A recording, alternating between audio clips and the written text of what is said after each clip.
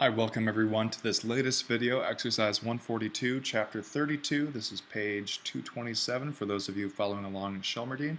I should say to preface this all that this is going to be a hard exercise, and the reason why it's hard is we need to interpret what we know in Greek, what we know how to express, what we know how to express in English, and what Shelmerdine's angling for here. Some of these are going to be straightforward, others are going to be a little bit difficult reformulating, and I think what we're going to want to do is first rebuild some of these sentences into their Greek word order while still using English words, and then do a second phase of translation into the actual Greek. But number one isn't that challenging, so it's a good place to start. You don't enjoy fighting, do you? So this is what? It's a question, and it's a leading question. We're expecting the answer, no. No, I don't enjoy fighting. So that sort of phrase begins ara, not u, which is a yes expecting question, but ara me. And that's always at the beginning of the sentence, so that's easy. And now we need the verb to enjoy. And remember, this was hedomai, or it was at least in the present. And that's exactly what we do need here. But that's the first person singular, and we want either the second person singular or second person plural. I think let's try the singular. So the ending originally would have been sigma alpha iota, hedosai. But this is going to be a case of that intervocalic sigma, where the sigma drops out and we get contraction. So then what we have is omicron plus alpha iota. So what happens to omicron plus alpha in these situations? That's going to become an omega, and we're going to get a diphthong. So this is a strange looking verb, right? It looks like it could be a dative masculine or neuter singular, but that is indeed the second person form of the verb hedomai, to enjoy. So you don't enjoy fighting. So remember that here, this fighting is going to be a supplementary participle, as in English. Supplementary participle. So what we're going to translate here then is a verb of fighting into a participle. And it needs to agree with you, which I think we can make, again, let's assume that it's nominative singular, but we could assume here that it's feminine, just for kicks. This is not what Shelmerdine would be expecting you to do. Every example she's given has been masculine, but let's try it with feminine. So, okay, so we need a form of the verb fight, and we need to think about its aspect. Is this going to be a simple fight or a continuous fighting? I think it's going to be much more continuous, so we want the present tense of the participle, and I'd say we'd want active. But then we need to think about what is the verb for fight in Greek. And it's from the word for battle, make, but it was makomai, remember, in the first person singular. So this is a deponent verb. So while we want active in meaning to capture this active English verb, we're going to use a deponent or middle-looking verb. So let's now get back to our participle. So we're going to say mak, and then o, and then we want the passive form of this, which is menos in the masculine, and then remember in the feminine nominative would be a, and the neuter nominative would be on. So we want mako mene, just like that. Let me see if I can make that a little bit clearer. So you don't enjoy fighting, and note that this is a middle participle, behaving as an active. And then do you, we've already taken care of with the ara me. So all we need to do is put a bow on it with the semicolon, the Greek question mark. So you don't enjoy fighting, right? That's exactly what we've got there. Good. Number two. Now let's watch as things get a little bit trickier. The enemy will not attack before our soldiers do. So if you start looking this up, you could find a lot of different words for the word before. You might say pros or prosden, but that's not what we're looking for here. We need to think about what is the real idea here. So we've got this enemy, and it's going to do something, attack, and that's going to happen before, in the timeline, our soldiers do. Our soldiers are attacking later. So what really we can say here is that the enemy is anticipating our soldiers in attacking. And that's how we want to think about this and formulating it in English before we go and translate it into Greek. So really, the enemy will anticipate, will not anticipate. I missed this not, which was key. Will not anticipate our soldiers in attacking. Our soldiers will attack first. So let's start now translating this. The enemy. Remember, this is plural for singular in English.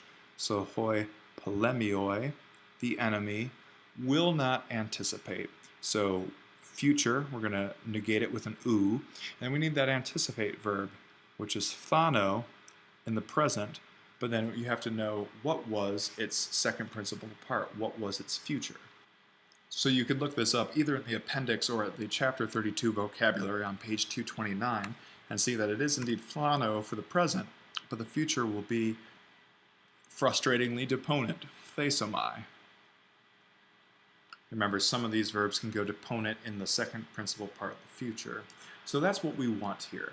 So we need to make that future middle passive, or just future middle because it's deponent, and then third person plural. So phles, that's the beginning, and then we have the thematic vowel omicron, and then we're going to have our primary middle passive endings at the end, untai, and then that's short, so the accent falls there on the eta, so phesontai. The enemy will not anticipate our soldiers. So we could do tous, he meterus, is probably the best way to do it, stratiotos, I'll just abbreviate it here, stratiotus. And then we need to get the sense of attack here, and this is what we're going to use a supplementary participle for. So what we have here is the enemy will not anticipate our soldiers in attacking. So who are we referring back to with this attacking? Ultimately to the polemioi. So we want a nominative, masculine, plural participle. And what's the verb for attack? Well, it's prosbalo. And then again, we could, maybe this could be simple, a simple aspect, in which case we'd want the aorist. I think that's probably compelling. So instead of this prosbalo, which is the present tense form, we're going to take the aorist form, which is one of these liquid, where there's a liquid and we drop out one of the lambdas. And then we would normally have on there as an ending with maybe the epsilon here, but we're not going for verb ending, we're going for a participle. So we don't have any past indicative augments.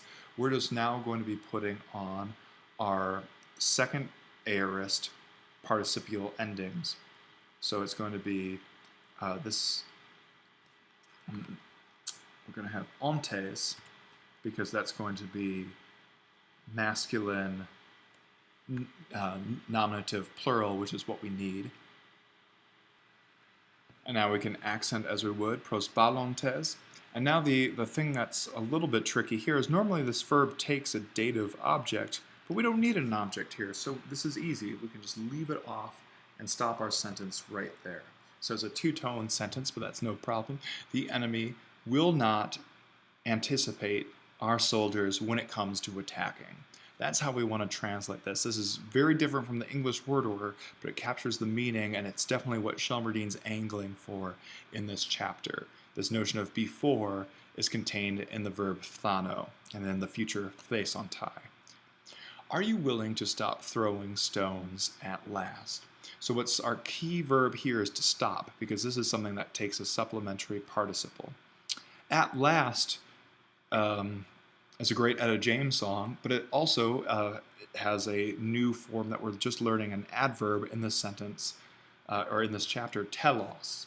That's the word that we're looking for there. So that's an adverb, and that probably will just appear someplace in the sentence. Is this a leading question? It certainly is a question. Are you willing to stop throwing stones at last? It doesn't say, I mean, it seems like it's expecting a yes answer, but we don't need to say are you. It doesn't say aren't you. So we can just leave this as a semicolon at the end of the sentence. So willing, that's our verb ethello. And then stop is going to be our verb pauo, and that's what we're going to want to pay attention to. So are you willing? Present tense, present verb, or very easy. Etheles, are you willing? And then this is going to take a complementary infinitive. So we'd want either pauein, to stop continuously, or we might want a aorist. So we would have paus and then pausai. But note that this would be to stop something. This wouldn't be stopping yourself from something, which is really what we're saying here. Are you willing to stop throwing stones at last? It's not that you're going to intervene on all stone throwings in the world and stop them. It's you're going to stop yourself from throwing stones. So this is a little bit challenging as we kind of break things up. What we then need is an aorist, middle. I should say a weak or first aorist, middle infinitive. So paus, gonna keep it aorist and weak aorist with a alpha, and then our middle passive infinitive ending. So pausasthai, that's what we're looking at. Are you willing to stop? And then we need to say from throwing stones. So this is going to be our supplementary participle. That's the one that we were looking for. So stop triggers it, throwing is the verb. So what is the verb to throw in Greek? Well, there's one that you haven't learned yet, hiemi. It's a me verb that's irregular, and we'll get to that shortly. But we do know balo. So this is the participle that we'll want. Throwing stones at last in this situation seems like this is definitely a repetitive action. So we're going to be looking not for an aorist participle, but for a present tense participle. So balo, balon would be the nominative singular. And I think that's probably what we're looking at. We assumed singular when I did etheles. Of course, all this could have been plural with ethelete, in which case we'd want ontes here. But we can assume for this portion, this is exactly what we want. We want a nominative masculine singular participle that's referring back to the you. Again, the you, which would be su in Greek, is never expressed, but the balon is going to be agreeing with that. And then stones is going to be lithus. And then at last, we could put the telos at the end of the sentence. Also, adverbs in Greek tend to precede the verb that they're modifying, or the verbal word that they're modifying. This is, in this case, a participle. So that's probably where we'd want to put it. Etheles pausasthai telos balon lithus. And then, of course, it should be a question mark at the end. All right. Looks pretty good. Let's move on to number 10. All right. Without Polycrates knowing it, the ring was saved. Once again, we're back to some of our greatest hits of the readings from this book. So this is going to need some reformulation as well. You could look up the word for without. You might get something like anu. That's not what we're looking for here, because that would take a genitive object, and it would be without, that's a good way to say without pain or without stones or whatever. But without Polycrates knowing it, that's a little bit more complicated. The ring was saved. So we could really reformulate this as the ring in being saved escaped the notice of Polycrates. This is what Shelmerdine's angling for, a use of lanthano, to escape the notice of. So that's the same thing.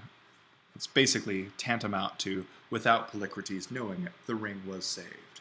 So the ring escaped the notice of P in being saved. So what's the ring? It's he and then sphragus, right? Hopefully y'all remember that. Where does the accent go on that? I think it's on the iota. I'm pretty sure. Sfragus. Yeah, that seems right. So the ring, in being saved, escaped the notice of. So let's maybe delay this, as it would often be in Greek, toward the end of the sentence. Escaped the notice. So this is past tense. So we're looking for the aorist form of lanthano, right?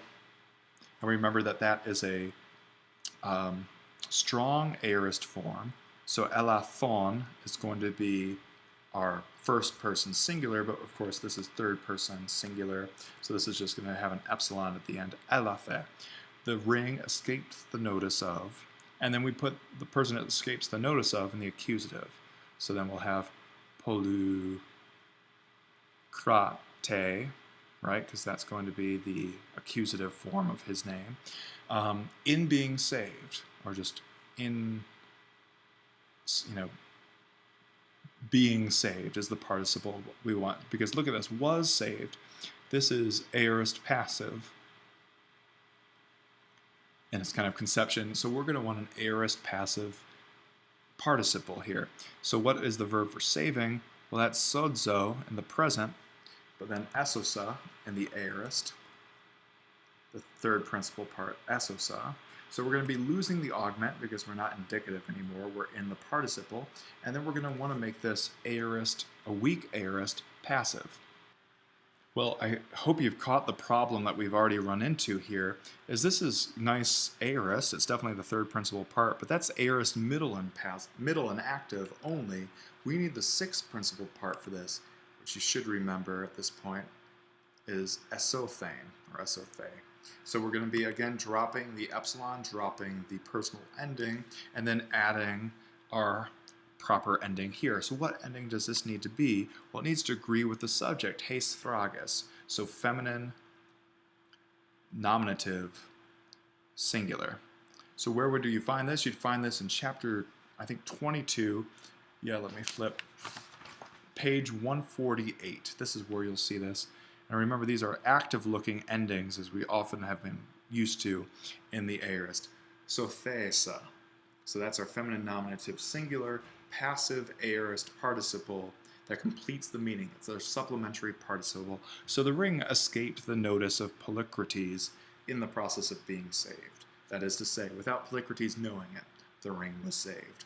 So we're going to see that in translating lanthano and translating phthano and translating pauo, we're going to need to be a little bit more inventive in how we deal with things. Some of these supplementary participles, like enjoying, that's pretty easy, but lanthano, phthano, and tunkano, these are hard things to do, and the best thing to do is just practice and be willing to restructure some of these sentences, because that's the only way you're going to get it both from Greek into meaningful English, or from a good English sentence into something that would be much more Greek in its conception. This is a fine art of translating that we're getting to late in this book. This is stuff that you really, you couldn't have done in week 3. You can do now, probably week 30, wherever you are in your study of Greek. It's taken you a long time to get here. This is kind of the top of the mountain, people, so be proud of yourselves. See you in the next lesson when we finally broach chapter 33. We're almost there. Until then.